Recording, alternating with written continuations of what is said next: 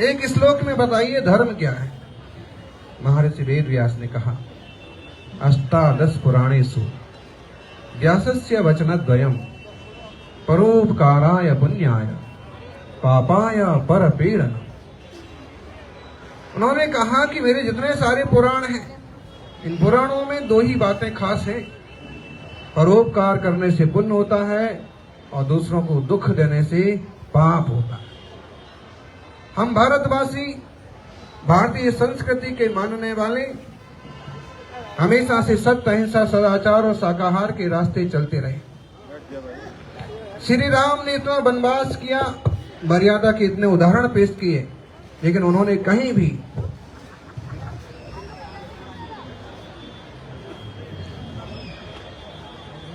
विकृतियों को स्थान नहीं दिया। हनुमान चालीसा हो रहा था, साधु संत के तुम रखवारे, असुर निकंदन राम दुलारे। हमेशा से यह संस्कृति तपस्वियों की, ऋषियों की, मुनियों की संस्कृति रही।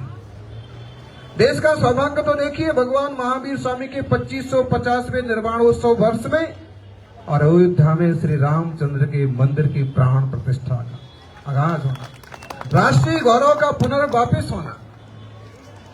देश ने कितने दुख देखे हैं, कितनी तकलीफें देखी हैं, देश में कितनी समस्याएं आई हैं, कितने तरह के लोग और आतताई आए, लेकिन फिर भी हम अपनी संस्कृति और संस्कारों के बल पर डटे रहे। सौभाग्यशालियों, विभाजन की विभीषिका और इसके भी पहले बहुत कुछ है। कितने आंदोलन हुए हैं। हमारा भारत को इंडिया कहा गया, दूसरे दूसरे नाम दिए गए, लेकिन भारत हमेशा भारत है। जो सुभारत है वो भारत है।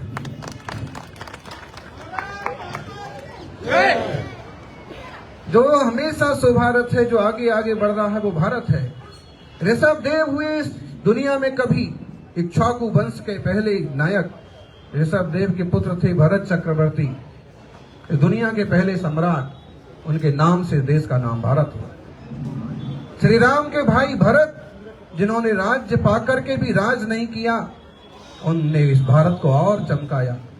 दुष्यंत शकुंतला पुत्र भरत, उन्होंने अपनी सूरवीरता से देश को और ऊंचाइयां प्रदान की। और हम सबका कर्तव्य बनता है कि हम अपने आचार विचार से अपने देश को आगे बढ़ाएं, अपने देश का नाम रोशन करें। श्री राम की मर्यादाएं और हनुमान की भक्ति, यह हमारे समाज का, हमारे देश का आदर्श है। वसुधैव कुटुंबकम की धारणा लेके चलने वाले हम लोग हैं। अनेकता में एकता भारत की विशेषता। भले यहाँ भिन्नताएं हैं, अनेक तरह की बोलियां हैं, अनेक तरह की भाषाएं हैं, पहनावे हैं, साधु संतों की तपस्या करने के अनेक तरीके हैं, लेकिन फिर भी हम सब एक हैं। अयम निजा परो वेति गणनाम लघु चेतसाम उदार चत्यनाम दो भरित वसुदैव कुटुंबकम। One earth, one family and one future. पूरा देश एक परिवार है, जियो और जीने दो। निश्चित रूप से हमारी सहृदयता, आपसी प्रेम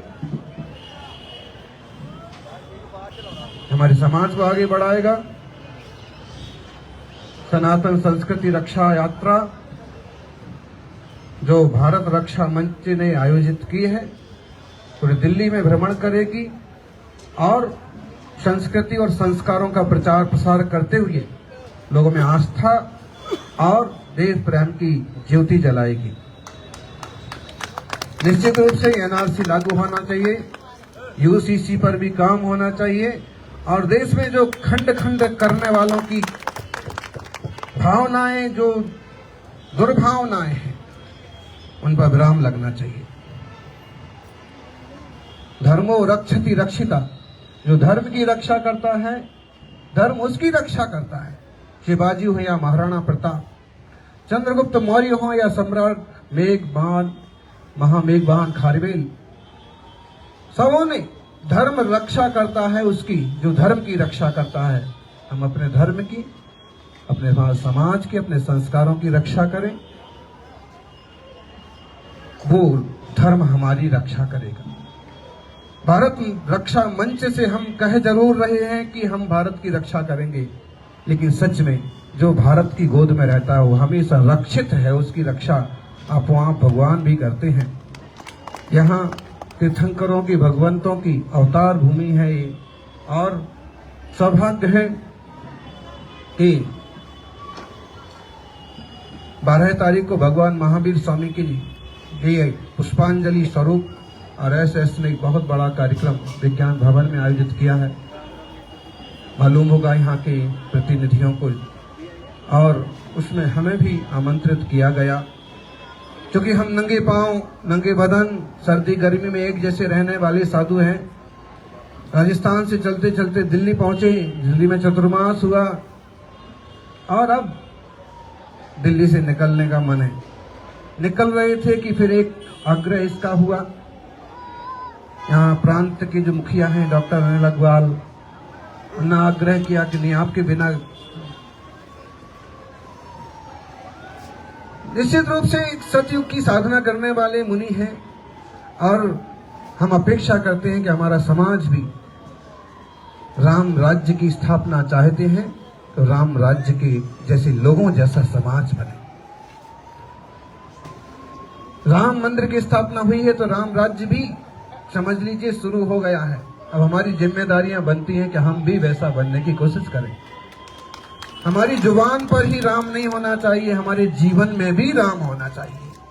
राम कहो आराम मिलेगा, सुबह नहीं तो शाम मिलेगा, हर हाथों को काम मिलेगा, जीवन में विश्राम मिलेगा। निश्चित रूप से आप सभी को आशीर्वाद, जो भी मुखिया हैं और प्रतिनिधि गण हैं और जिन्हें बीड़ा उठाया है, ये सभी सफल हों, और नेक नियत श्रद्धा समर्पण के साथ कोई विदेशी भी आता है तो उसे भी हम अपनाते हैं, लेकिन अगर देश को चोट देने के लिए कोई आते हैं तो उसे हम सहन नहीं कर सकते। देश और समाज का नुकसान ना हो, गौवंश की, पशु पक्षियों की सुरक्षा बनी रहे, समाज की अखंडता बनी रहे, इस तरह का उपक्रम हम सबको करना चाहिए। विदेशी का बहिष्कार आज भी जरूरी है। हमारे देश में क्या नहीं पैदा होता है। लोग देखिए तो युवा धन विदेशों में भागा जा रहा है, शिक्षा के लिए भाग रहे हैं, जॉब के लिए भाग रहे हैं। हमारे देश में क्या कमी है? हमारे यहाँ क्या कमी? हम पाश्चात्य का अनुसरण क्यों करें? पाश्चात्य का उतना अनुकरण करें जितना हमारे लिए लाभदायक है और जितना हमारा स्टैंडर्ड ऊंचा उठाने के लिए जरूरी है। बाकी हमारी संस्कृति पूरब की संस्कृति है। सूरज जब जब पूरब में उगता है तो सारा देश चमकता है, और सूरज जब जब पश्चिम में जाता है तो पूरा देश अंधकार में डूब जाता है। पश्चिम का अनुकरण नहीं करना है, पूरब का, अपने देश की संस्कृति संस्कारों का अनुकरण करना है। सौभाग्यशालियों, इस पवित्र संस्कृति और संस्कारों की जिम्मेदारी आपके कंधों पर है।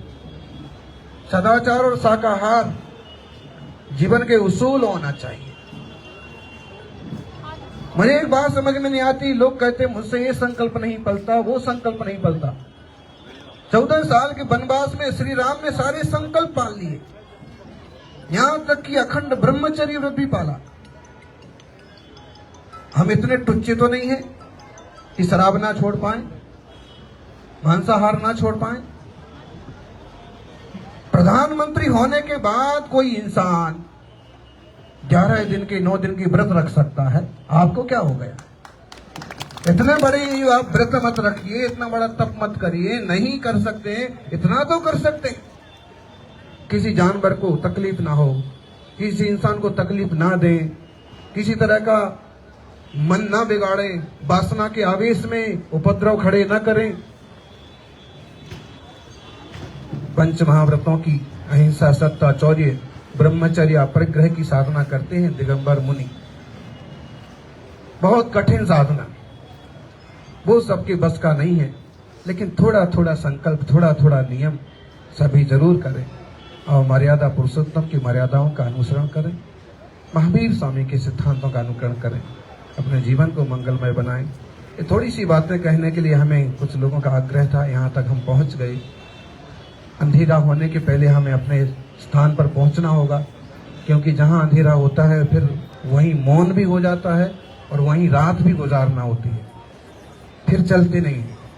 सबको आशीर्वाद, सफल हो, यही मंगल भावना। बहुत बहुत